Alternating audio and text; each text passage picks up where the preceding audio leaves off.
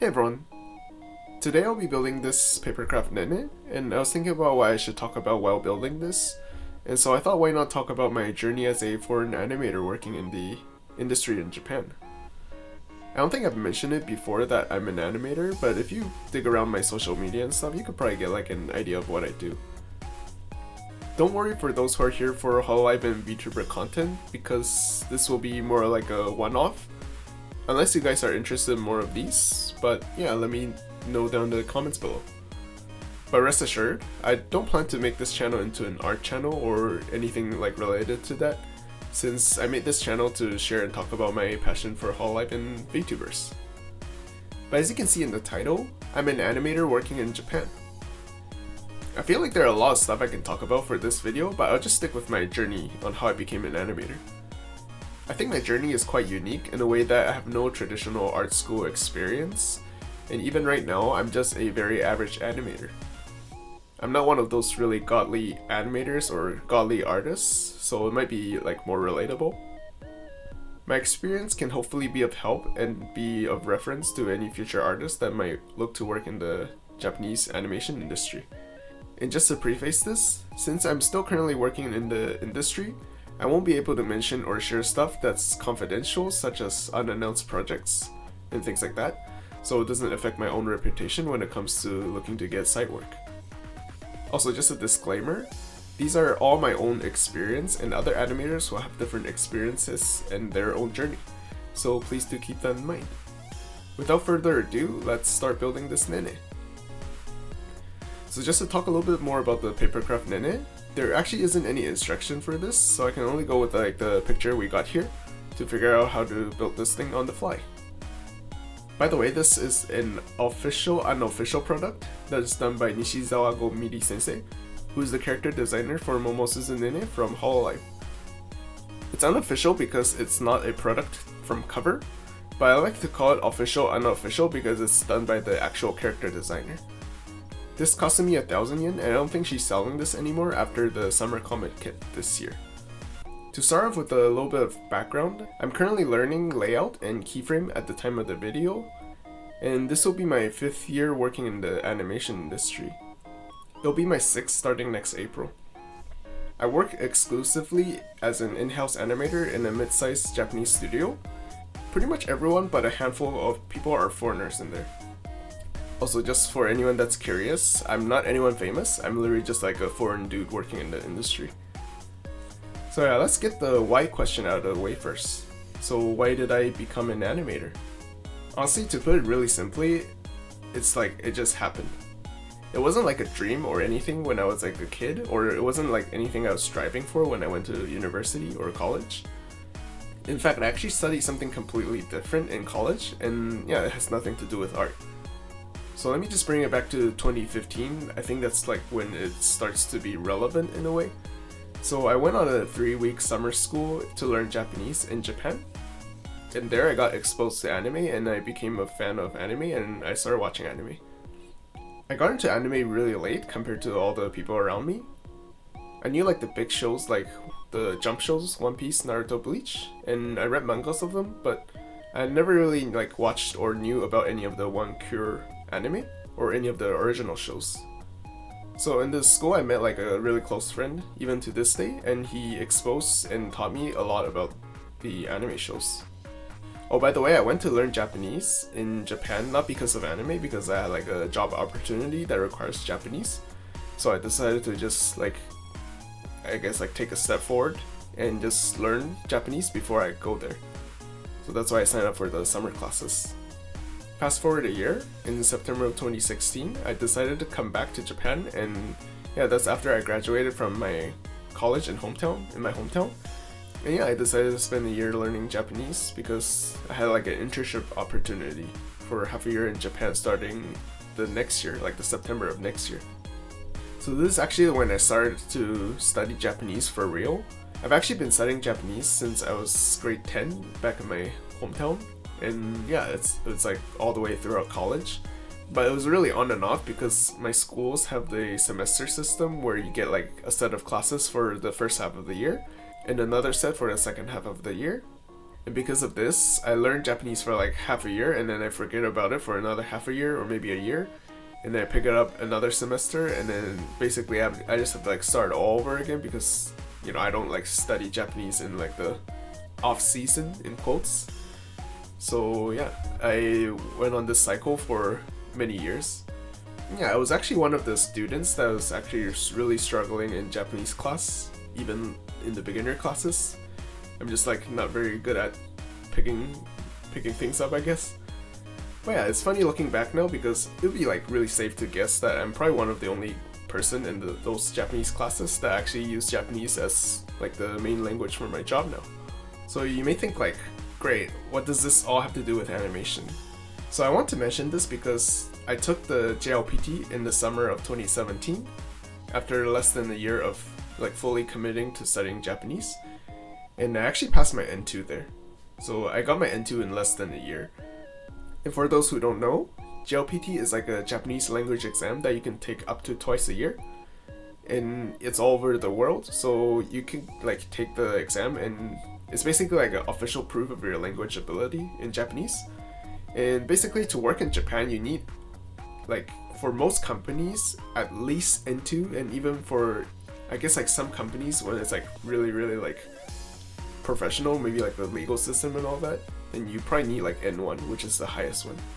So the lowest one is N5, so it counts up all the way to N1.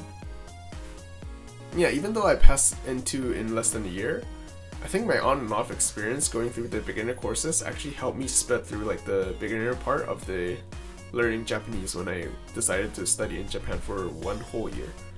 I also want to mention that when I took the N2 exam, I was not expecting to pass. I finished the test and I was like, oh, well, that's it. I didn't do well enough. But then to my surprise, I actually passed, and yeah, it was like barely passing, but it's still a pass, so we'll take those. But yeah, I didn't know at the time, but without passing this, honestly, I think my life would be like completely different right now. So at this point, I still have zero thoughts about drawing, or like I haven't picked up a pen to draw in like 10 years or something. Like nothing about drawing has even crossed my mind yet. And yeah, obviously animation hasn't crossed my mind as well.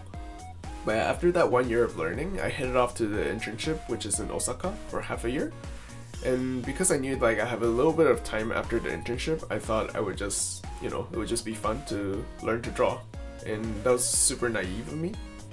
I knew pretty much nothing about drawing, so I thought, I could just go to drawing classes for half a year and then, get good at it, and then I could draw on the side for fun. And yeah, that's what I thought.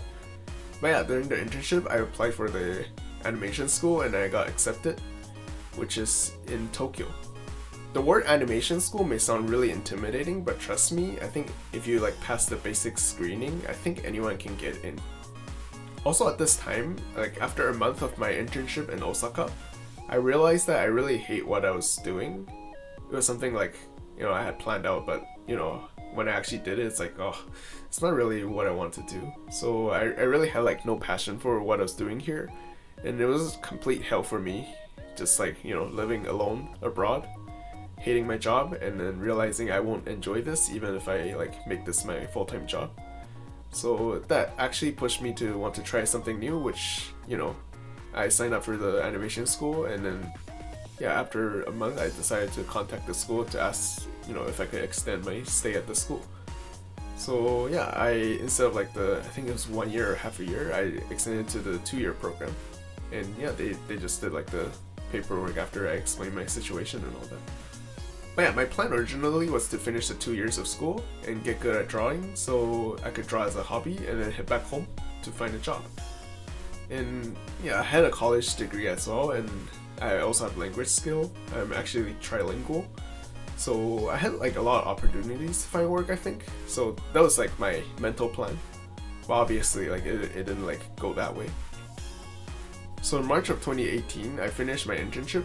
So that was for half a year, from September to March. And in April of the same year, in 2018, I headed to Tokyo to start my journey of learning to draw. And the 2 years in school really flew by. I met like a lot of great people. Some are still in the industry, some already left, and some didn't even make it through the full 2-year program. So from my experience, after a year, we started preparing for a portfolio. I think it was even like maybe half a year into the classes. We started to have to like draw something to prepare for the portfolio. And I thought it was like a school graduation project thing or something. We have like animation projects as well in the animation school. But later I found out people actually go to animation school to find a job as animator or like anime related jobs.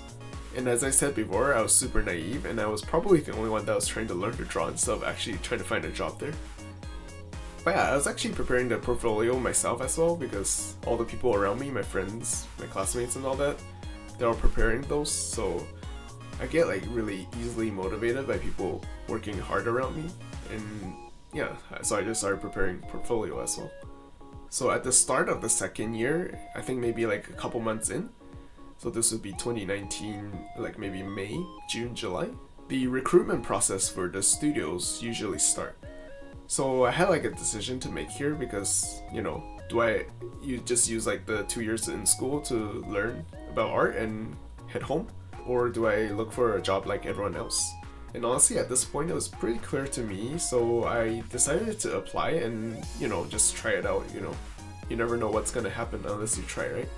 So I didn't want to like regret not trying when I had the chance to actually, you know, work in the animation industry, which is kind of like something that you don't see foreigners do, because I think mostly because of like the language barrier. But you know, I thought I would just try. But yeah, to cut the long story short, I applied for a lot of studios and it took me until January of 2020, which is pretty much at the very tail end of recruitment. And I actually passed the tests, I passed like the screening and all that, and I got accepted and I got a job as an animator in the studio. And to this day, I'm still working at that studio. Just to clarify on the recruitment process, each studio has like their own recruiting period. It depends studio to studio, so some could start like really early, maybe like the beginning of the year as in like April, May.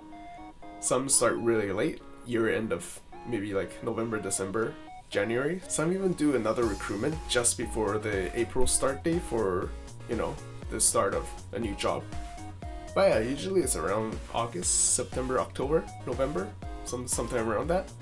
And that's usually when you get the bulk of the application. And you can find these applications on each of the studio's official website. They'll definitely have the listings there, or you could look for like a job searching site, but that might be like in Japanese. I'm not sure if there's an English site for that. And for my school, because a lot of animation schools want to like make connections with the studio so they could like send their, I guess like use their school reputation to help the students get in school. Not like in a bribing way, but it's just like, oh, this school sent out a lot of good students to our studios before, and then, you know, they have a knack for like developing talents and all that. More that way, not like the bribing way. But yeah, for my school, they have like a little booklet, little binder, which they just put out all the recruitment flyers and all that. And I assume like some are printed off from the internet and some probably like the studio sent directly to the school. But hopping back, I was one of the latest one to get accepted, and for me it really felt like I just climbed Mount Everest, because, you know, I actually did it. I got a job in the animation industry starting from literally zero art skill, and yeah, I was just like super happy about it, and I'm really happy they gave me a chance. Even though I know like my drawing is still really bad, but I guess like a chance is all you need, right? If you get a chance, you could prove yourself to them like they made the right decision, things like that. And yeah, the job will start in April of 2020. I just want to talk a little bit about animation school because I don't think there's like a lot of information about them, but for me, in my honest opinion, I think you don't really learn much about art in the school. I think this is a place where you go to make connections with other people, like your classmates, your teachers, things like that, and also to use the connection to help you find a job in the industry. Personally, I don't regret going to the animation school because I think like the opportunity I got was because of the connections I made. If I were to make a decision again knowing what I know now about animation school, honestly I would not apply for the animation school because I went there to learn to draw, but I feel like I didn't really get much out of learning to draw. I think there are like more online resources nowadays that actually like help you learn really fast. And yeah, I feel like in a classroom setting for art, it's like, in like a classroom there are like a lot of students, but I feel like the teacher can't really do one-on-one with you. And I think for drawing, it's like a lot of nuances and all that. They could teach you like the basics, but when it comes down to details, you make a mistake, and then they might not have like the time to like check everything that you make, right? Because there are like a lot of students and all that. And I feel like, nowadays there are like a lot of online resources, and it's just like a lot of good source of information. But yeah, basically my journey all the way up until I got a job in animation, this is pretty much how I started my animation career. After I got in the company in April of 2020, I spent the first 3 months training in our studio, and these 3 months honestly taught me more like useful and relevant skill regarding animation in the industry, like the skills and all that as an animator, than like the 2 years I was in school for. I started off as a dogaman, which is the in-between animator, and that's like the lowest level of animator who animates the frame by frame for about 2 years. I did 1 year of both in between as well as an animation checker, and then the year after that I did 1 more year of being a main animation checker for a TV series for a year. Then I moved up to second key, so what we call Nigen, for a year, and present day I'm starting learning about layouts in Ginga, which is what we call the keyframes. In my case, I'm actually one of the more different one in terms of how much time it took for me to go up in ranks.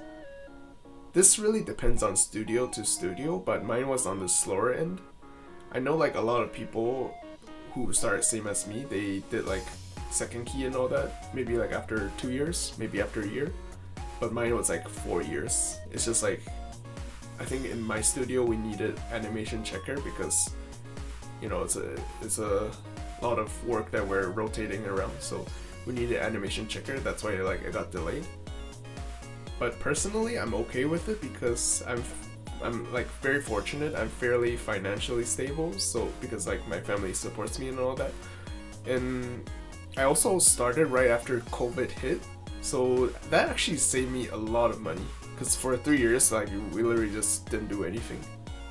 I mean, like as in like traveling, hobbies and all that, right? Or you just like go to work, stay home, and yeah, we got like bentos at work because the company leader wanted to support the animators, so he bought us 1 meal every day with like bento and all that, which is really nice. But you kind of get tired of the same taste after 3 years, so I'm kind of happy in a way that it ended. But yeah, because of this, I actually can take my time learning at the lower level without like, worrying about if I can feed myself next month. So I'm really grateful for everything that's related to that. I also took the more reserved route in which like I was not as urgent as a lot of animators.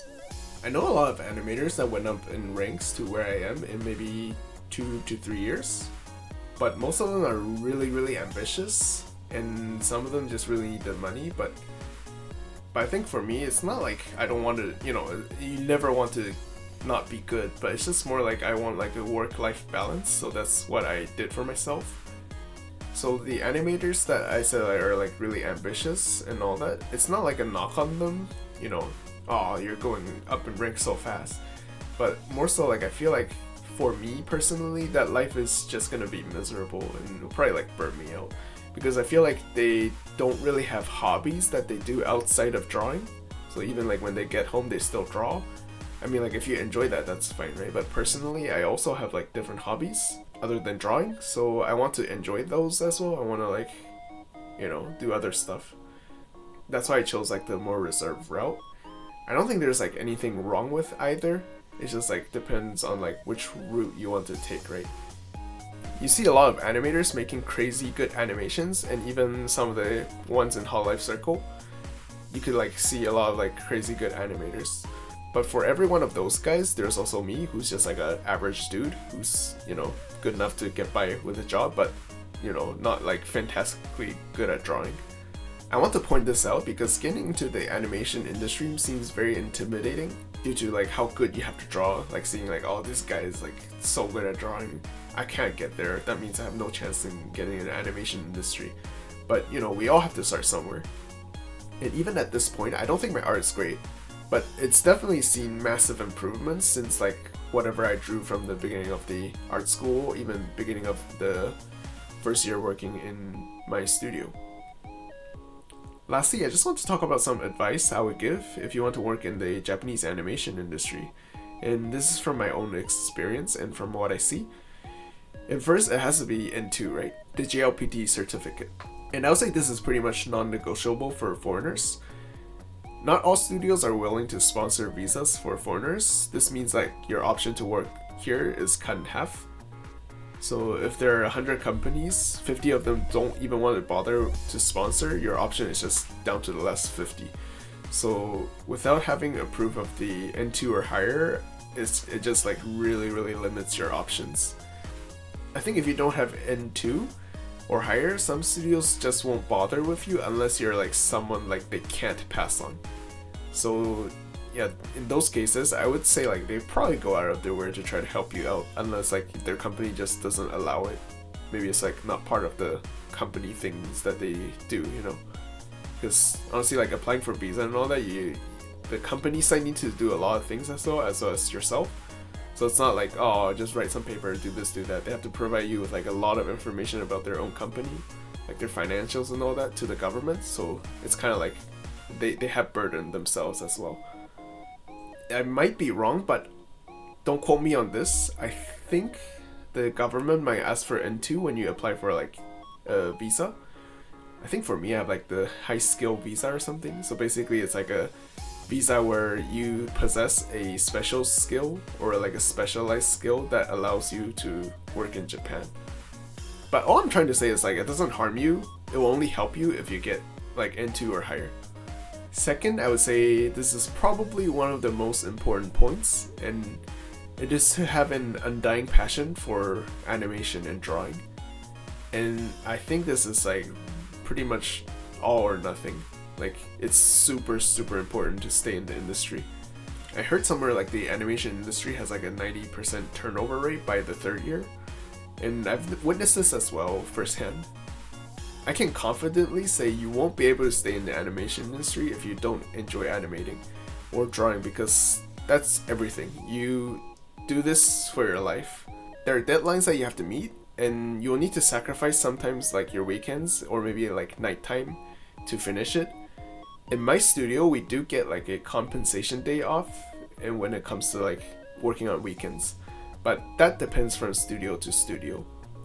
Basically, like you have long hours, and if you don't enjoy working, like doing what you love during work, you're gonna get burnt out really fast. So having a passion for what you do for a job really makes it feel like something that, like, you know, it's not like a job. And that just really helps you keep your motivation up and basically just, you know, have fun drawing. From what I've seen, you won't like lose your job because you're bad at drawing. Maybe if you're like actually god awful and you don't improve at all after a couple of months, couple of years, depends on like how difficult the thing is, right? And maybe like if you make the same mistake over and over again. I've heard and seen from people that like you get called over and then the supervisor or whoever is leading you will be like, oh, you know, like you've been struggling recently. If you want to keep like working here, it might be difficult because it's just gonna get harder and harder.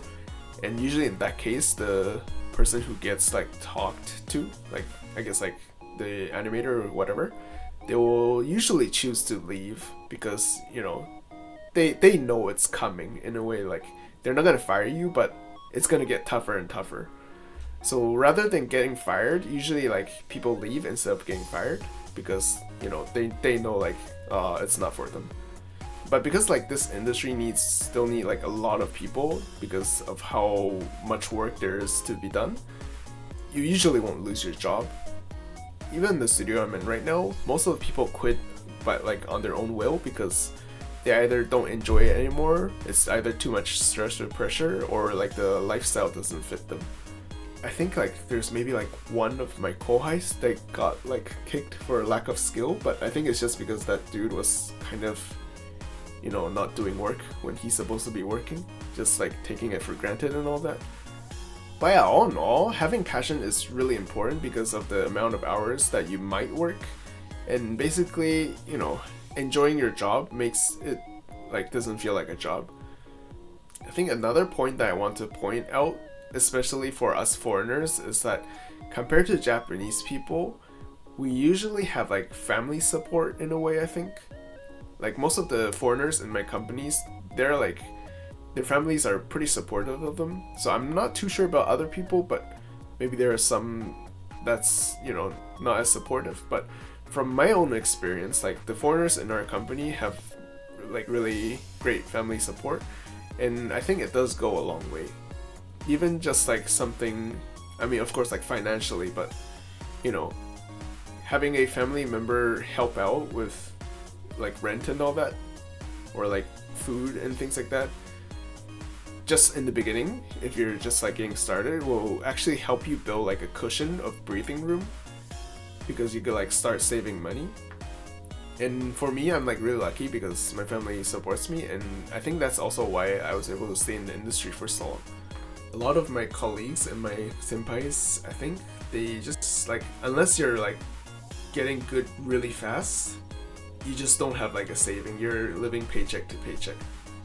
But I guess like these are just some of the things that I want to like point out and talk about.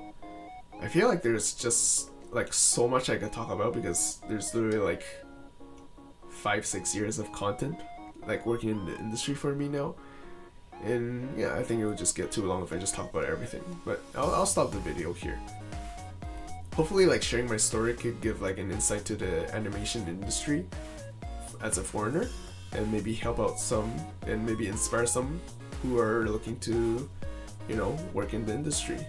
I mean, these kind of informations are not really like common, but like I said, I'm not anything special. I'm probably like the most relatable person in terms of skill, and yeah, I'm just literally a dude who likes anime and made a career out of it. I'm not talented, nor did I pack a ton of experience when I started it, and I can say like, if I can do it with this kind of background, I feel like a lot of people can actually do it as well. But ultimately, the decision is up to you if you want to become an animator or not. If you're doing it because you love drawing and all that, I would say go for it. But if you're doing for money, definitely don't do this. It's not, no one's here for money. It's more like, you know, a passion thing. But yeah, this will be more of a one-off video. And I usually make Hololive and VTuber related content such as goods unboxing, real life collab and event vlogs, as well as in like event overviews. So if that interests you, I'd greatly appreciate your support if you could press the subscribe button. Thank you again for watching, and I hope you have a wonderful day. Oh, and if you have any questions that you want to ask, feel free to leave them down in the comments below, and maybe I'll make a follow-up video answering ones I can.